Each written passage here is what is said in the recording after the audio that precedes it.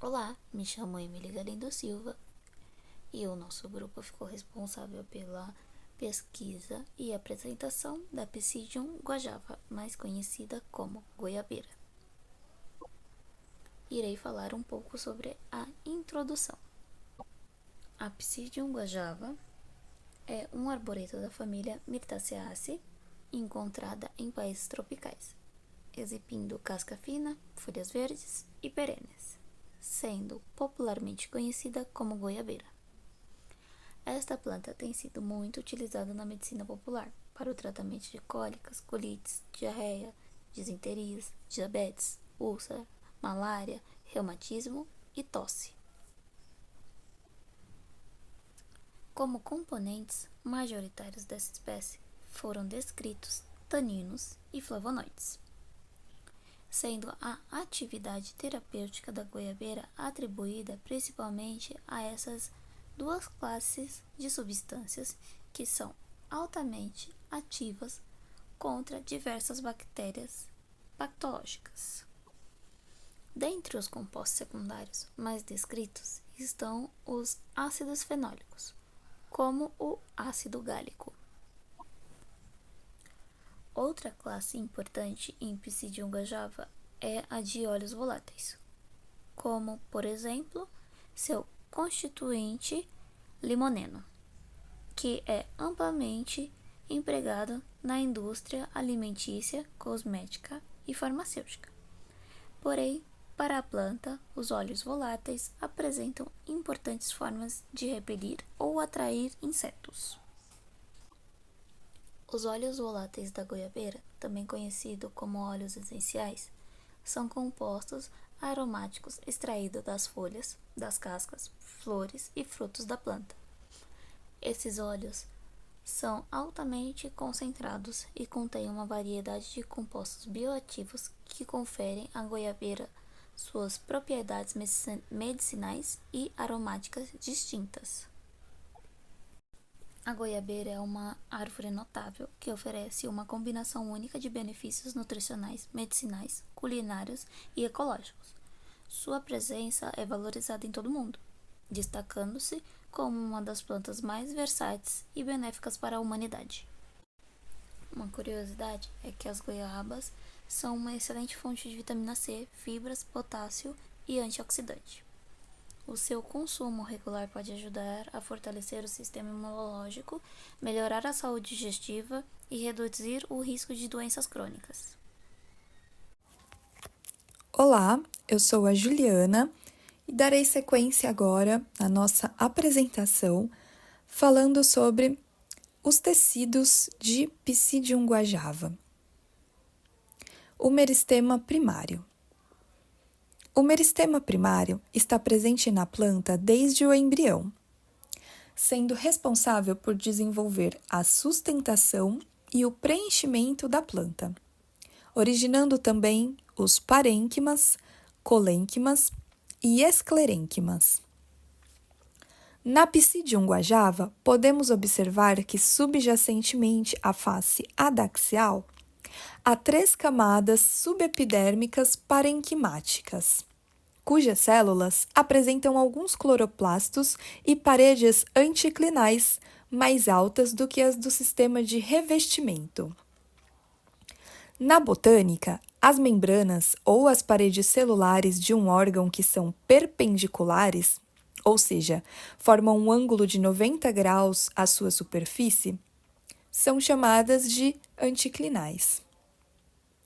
Os cloroplastos apresentam grande quantidade de clorofila e estão relacionados com o processo de fotossíntese. Temos aqui uma imagem de uma folha de goiabeira e dá para perceber que ela tem realmente esse seu aspecto ondulado, né? Com as suas membranas externas ligeiramente arqueadas. A nervura é o conjunto de ramificações, visíveis na folha ou não, por onde circula a seiva nos vegetais. Também pode ser visualizado colocando a folha contra a luz. Na figura de número 1, temos o padrão de nervação campitódromo bronquidódromo, que é o padrão de nervação de Psidium guajava. Em Psidium guajava, a nervura se curva para dentro, na parte de cima, que é a sua face adaxial, e se curva para fora, na parte de baixo, sua face abaxial. O parênquima palissádico é o principal responsável pela realização da fotossíntese nas plantas vasculares, como a Psidium guajava. O colênquima pode ser classificado de acordo com a forma de seu espessamento em colênquima angular, colênquima lamelar, colênquima lacunar e colênquima anelar. O colênquima da Psidium guajava é do tipo anelar. Suas paredes espessadas de forma irregular não possuem lignina, sendo constituídas principalmente por celulose, substâncias pêcticas e água. Ele é um tecido bastante flexível composto por células vivas, diferentemente do esclerênquima, que possui células mortas. É originado do meristema fundamental, assim como as células parenquimáticas. Também pode ter origem do procâmbio. Olá, sou a Luísa e vou falar um pouco sobre meristema apical, dando seguimento à parte de histologia. O meristema apical é definido como a área de proliferação dos tecidos do corpo vegetal em crescimento, os quais geram continuamente novas células para a formação de tecidos e órgãos. Denomina-se meristema apical a um conjunto complexo de células que abrange as células iniciais e as derivadas mais recentes, inclusive os 3 meristemas apicais que vão formar o corpo primário da planta: protoderme, meristema fundamental e procâmbio. Os meristemas apicais estão localizados no ápice do eixo vegetal, raiz e caule, bem como todas as suas ramificações. No caule, o meristema apical está protegido pelos primórdios foliares que o envolvem, formando as gemas. As aucinas são hormônios vegetais produzidos pelas células meristemáticas, principalmente no ápice do caule.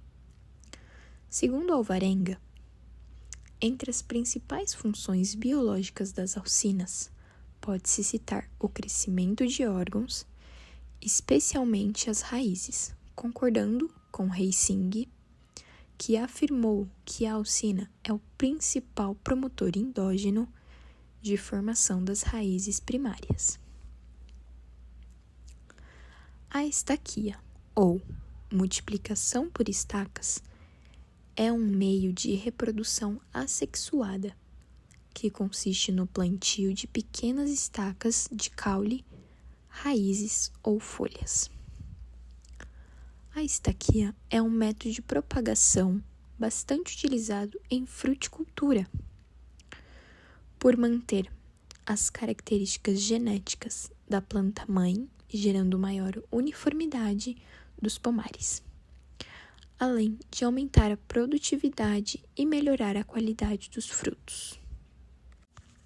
Os meristemas apicais desempenham um papel fundamental na produção vegetal e no crescimento das plantas, pois são responsáveis pela produção contínua de novas células, que formam os tecidos e órgãos necessários para o desenvolvimento da planta.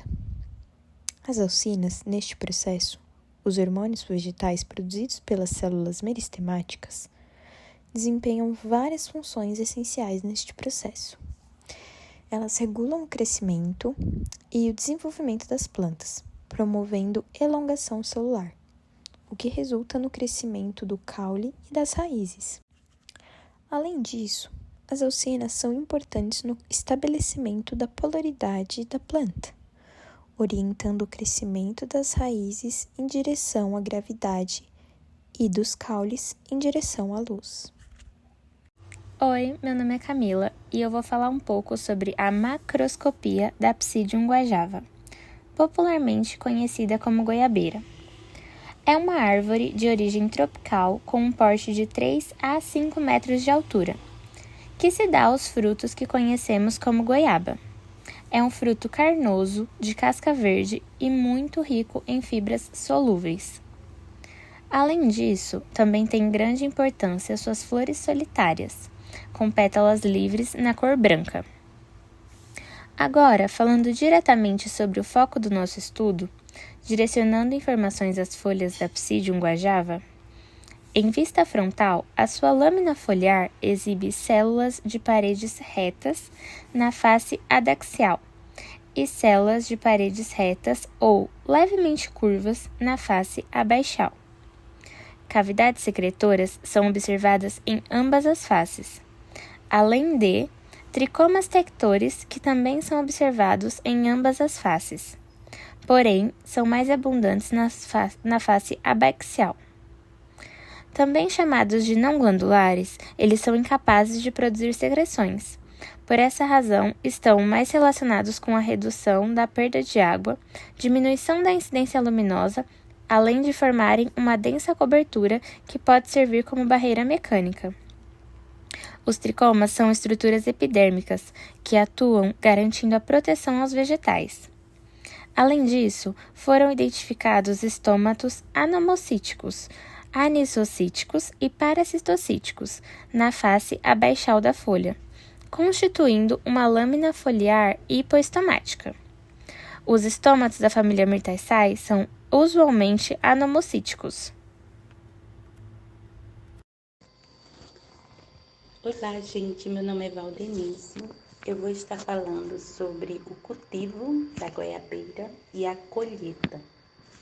A temperatura média anual de 25 graus Celsius é considerada ótima para o cultivo dessa espécie.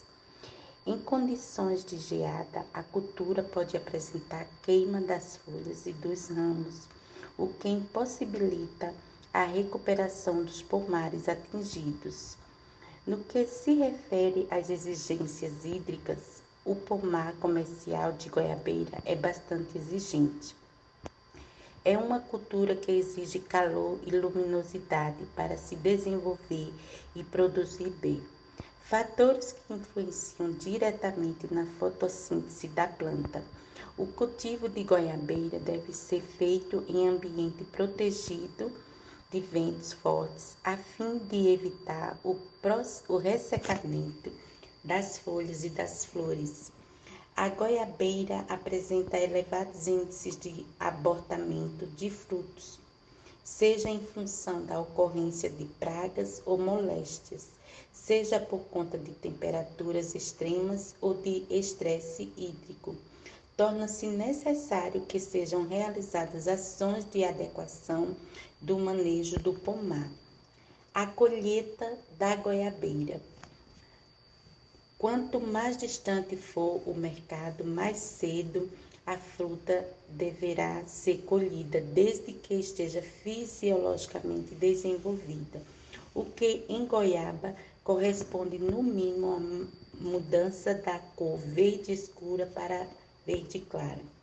É importante destacar que a máxima qualidade da fruta é obtida no momento da colheita.